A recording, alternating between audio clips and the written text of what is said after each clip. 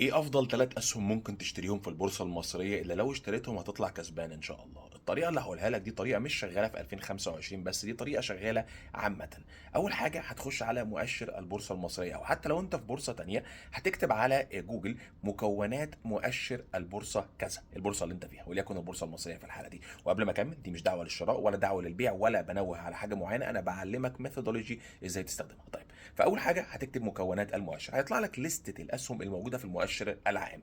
كل بورصة في الدنيا عندها مؤشر كبير جواه الأسهم الرئيسية. هل معنى كده إن الأسهم اللي بره المؤشر ده أسهم وحشة؟ لا خالص، لكن معناها إن الأسهم اللي في المؤشر ده جرت العادة إن هي أسهم أأمن بكتير جدا، لأن هي حاليا متشاف إن دول أفضل أسهم في البورصة. قد يكون هناك سهم جيد جدا خارج المؤشر، لكن أنا في الأمان بخش في الليستة دي وبنقي منها عشان أحط نفسي في نقطة آمنة على قد ما أقدر، لأن زي ما قلت لك اللي بيطلع كسبان من البورصة مش اللي بيكسب في كل صفقة، اللي بيطلع كسبان من البورصة هو اللي ما بيخسرش خالص. وانا قلت لك انا بقالي الحمد لله اكتر من 10 سنين لم اخسر في البورصه قط. ولو انت عايز تتعلم على ايد بروفيشنال زي ما قلت لك، عندنا رقم واتساب فوق هتبعت لنا عليه، هتقول لنا عايز اتعلم بورصه، سواء انت جاي من الصفر او سواء انت محترف. عندنا برنامج تعليمي كوتشنج يومي بنعلمك خطوه بخطوه بورصه ونخليك تحترف ان شاء الله. طيب، فدي اول خطوه. خطوه رقم 2، هتخش على المؤشر وتبدا تدور على القيمه السوقيه، ماركت كابيتاليزيشن. ماركت كابيتاليزيشن دي بمنتهى البساطه حاجه بتحدد لك حجم الشركه دي قد ايه. خلي بالك في كل بورصه الارقام هتختلف تماما، وفي كل قطاع الارقام هتختلف. يعني ايه قطاع؟ يعني مثلا قطاع الاسمنت غير قطاع الحديد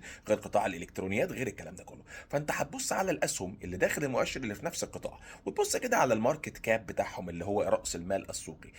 طلع مثلا وليكن اي رقم 15 مليار، فتبص على كذا سهم في نفس القطاع، تلاقي واحد 15، واحد 11، واحد 17، وواحد 2 مليار. ال 2 مليار ده هو مش سهم وحش، لكن كل ما راس المال السوقي بيكبر او الماركت كابيتاليزيشن بتكبر، كل ما بيكون الشركه دي اكبر واضخم وعامله زي عارف المركب الكبيره قوي اللي في البحر اللي ممكن تيجي موجه بشعه المركب تتحملها، غير المركب الصغيره ممكن تبقى مركب كويسه جدا بس ممكن موجه تقسمها اتنين، فبتنقي القيمه السوقيه الكبيره. طيب، هل كده تمام؟ لا، فاضل لسه خطوتين كمان.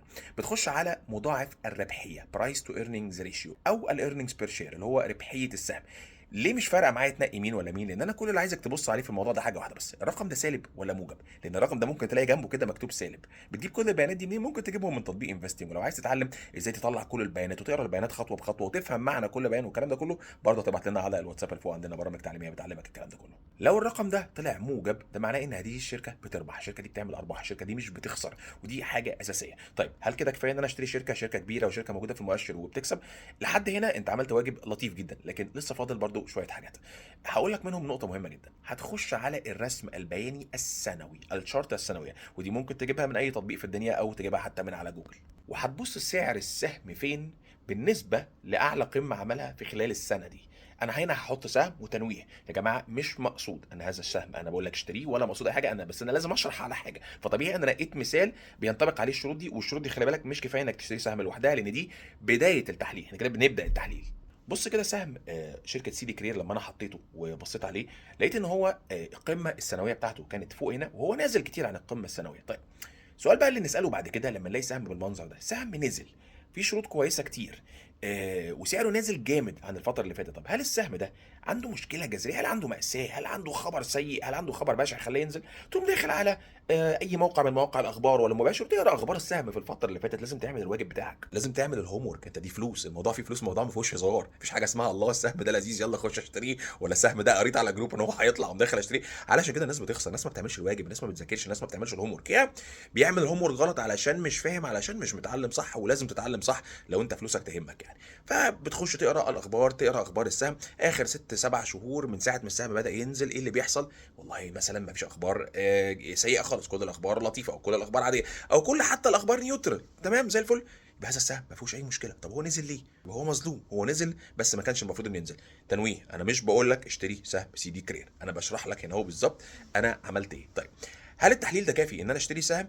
هو مش كافي خالص، لكن انت كده على الاقل هربت من كميه غلطات بيعملها اغلبيه الناس، حتى المحترفين، هي مش المحترفين حتى اللي قصدي بقالهم كتير في البورصه. انت كده هربت من حاجات كتير قوي.